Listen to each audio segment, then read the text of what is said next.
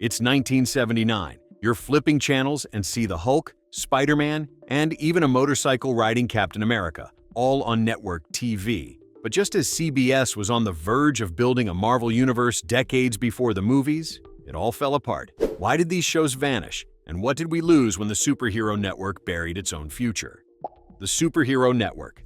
The late 1970s were a wild time for superhero TV. CBS had The Incredible Hulk, pulling in big numbers, The Amazing Spider-Man swinging through sporadic time slots, and Wonder Woman reruns still drawing fans. They'd even rolled out TV movies for Doctor Strange and Captain America. Universal, working with CBS, had TV rights to a whole Marvel roster: Hulk, Cap, Doctor Strange, Namor, and the Human Torch. But there was a problem. Executives started to worry about being branded the Superhero Network. They feared that too many capes would scare off advertisers and adult viewers. So, even as ratings held steady, CBS began quietly pulling the plug. Spider-Man and Wonder Woman were canceled not for low ratings, but to change the network's image. Only Hulk survived. For kids watching at home, it just felt like the world shifted overnight. One season, you had a handful of different heroes to find if you were lucky. The next, it was back to cop shows and sitcoms, with only a lonely green giant left to represent an entire universe. Isn't it wild to think that if CBS had kept going, we might have seen a proto-MCU on TV? Hulk, Spider-Man, Captain America, and Doctor Strange crossing over years before the movies. Instead, 1979 became the year that potential died in a boardroom. The van life hero who never got a series. What if Captain America was a drifter in a van, sketching his own costume, and his shield doubled as a motorcycle windshield? CBS aired 2 Captain America TV movies in 1979, starring Reb Brown as Steve Rogers. But this wasn't the World War II super soldier from the comics. TV Steve was a former Marine and commercial artist, driving a custom van up and down the California coast. He looked less like a soldier out of time and more like the guy you'd see sketching at a beach cafe, minding his own business until trouble literally ran him off the road. For a lot of viewers, that made him feel oddly reachable, more like someone you might bump into at the gas station than a legend carved into marble. His father, the original Captain America, had invented the flag serum, so Steve literally inherited the mantle. The first movie barely puts him in costume until the end. When he does suit up, it's more Evel Knievel than Avenger. A Yamaha XT500 motorcycle, a clear plastic shield that doubles as a windshield, and a helmet required by highway safety rules. Reb Brown later joked that he looked like a stuntman, not a superhero, but that's also what made it charming. You can almost feel the show begging you to buy into the illusion that if you squint past the plastic and the padding, this really is Captain America doing his best with whatever the network handed him. The plots? Pure 70s TV. In the first film, a villain threatens Phoenix with a neutron bomb. In the sequel, Christopher Lee plays a terrorist with an aging acceleration chemical. There are more van chases than shield throws, and Cap spends a lot of time just trying to mind his own business before being dragged into heroics. That reluctance taps into a very 70s mood. Ordinary people who would rather be left alone, pulled into causes they never asked for. Watching it now, you can almost hear the sigh under every, "I guess I'll help," and maybe recognize a bit of your own dad or uncle in the way Steve shrugs and gets on with it. Behind the scenes, Universal and CBS floated plans for crossover TV movies, Cap teaming up with Nicholas Hammond's Spider-Man or Bill Bixby's Hulk. But as CBS cooled on superheroes, those ideas died.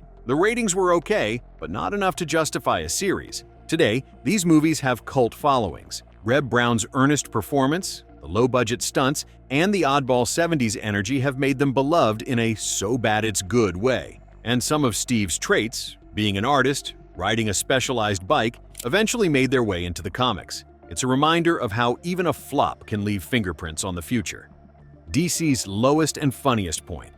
What if Batman, Robin, and the Justice League got together for a roast, and nobody told them it was supposed to be funny? In January 1979, NBC aired 2 live-action specials, The Challenge and The Roast, under the title Legends of the Superheroes. The cast was a who's who of DC, Adam West and Burt Ward back as Batman and Robin, Frank Gorshin as the Riddler, plus Flash, Green Lantern, Hawkman, Captain Marvel, Huntress, Black Canary, and more. But this wasn't a superhero adventure. Shot on videotape with a laugh track, it played like a variety show. The first special was a clunky team-up against villains. The second was a Dean Martin-style roast, with heroes and villains trading insults at a banquet table. It felt like your action figures had wandered onto the wrong soundstage, and nobody bothered to correct it. If you were a kid expecting epic battles, suddenly you were watching your heroes sit politely while a parade of oddballs took verbal shots at them.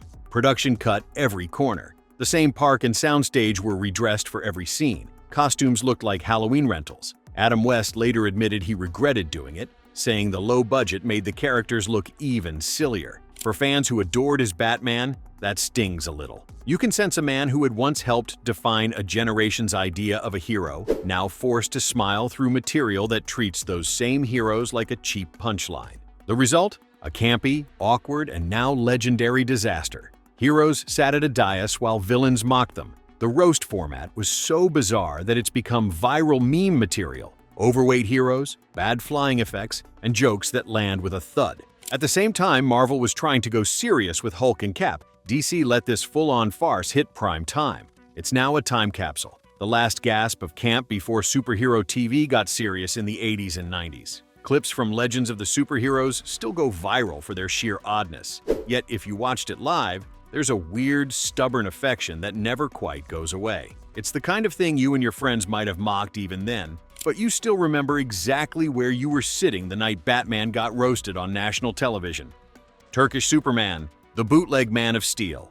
If American TV was struggling with superheroes in 1979, other countries weren't doing much better. Over in Turkey, filmmakers released Superman Dönüyor, literally Superman Returns, an unofficial, ultra-low-budget knockoff of Christopher Reeve's movie. It shamelessly lifts the John Williams theme, recreates scenes from the '78 film with almost no money, and drops its hero into ordinary Turkish streets with barely disguised sets. The flying scenes often look like someone dragged a cardboard cutout across the frame. For Turkish audiences, it was one of many wild genre remixes of the era, but globally, it's become infamous as a bootleg curiosity. A reminder that even outside Hollywood, people were desperate to see superheroes on screen, even if it meant watching a Superman who looked like he'd borrowed his costume from a discount shop and his powers from the local theater's wire rig. Today, clips from Turkish Superman live on as viral oddities, proving that the urge to copy a hit hero is as old as the hero himself. Supersonic Man, Europe's forgotten caped crusader. 1979 also gave us Supersonic Man, a Spanish-Italian superhero movie that tried to ride Superman's cape and wiped out on takeoff. Its hero is an alien who transforms into a caped, mustachioed strongman whenever danger appears, flying on obvious wires to battle a mad scientist and his clunky robot army. The suit looks like something between a circus performer and a knockoff comic cover, and the English dub piles unintentional comedy on top of already wobbly action. Like a lot of European genre films from the time, it played straight even when everything on screen screamed parody. For kids who stumbled across it on late-night TV or battered VHS tapes, Supersonic Man felt like a weird fever dream. Familiar superhero beats filtered through a totally different sensibility and a fraction of the budget. It flopped as a serious contender, but it survives now as a cult oddity, a reminder that even outside Marvel and DC, everyone wanted their own caped savior in 1979. Whether or not they could actually pull it off. The Amazing Spider-Man, the hit that got buried anyway. What if Spider-Man was canceled not because of ratings, but because the network was embarrassed by its own success? From 1977 to 1979, CBS aired The Amazing Spider-Man, starring Nicholas Hammond as Peter Parker. The show was famous for its practical stunts, real wall-crawling rigs, rooftop chases, and a grounded, earnest Peter Parker. Hammond pushed to keep the tone serious, not campy, and it worked. Kids loved it. Ratings were solid. He wasn't a joke in tights. He was a tired grad student trying to make rent and do the right thing, clinging to brick walls with visible effort. For a generation that grew up before CGI, there was something magical about knowing there was a real person up on that wall, trusting a harness you couldn't see. But CBS executives, worried about being the superhero network, pulled the plug anyway. Wonder Woman was also let go.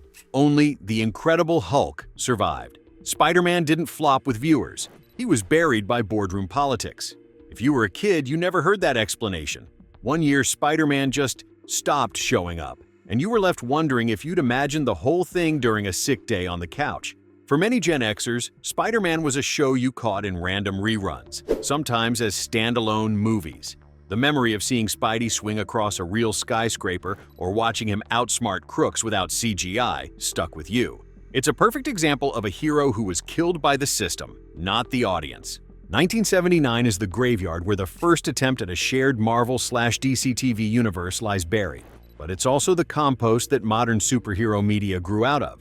Which of these did you actually watch live? Did you see Reb Brown's cap? Or catch Legends of the Superheroes in all its awkward glory? Do you think CBS was right to bail on being the superhero network? Or did we lose something special?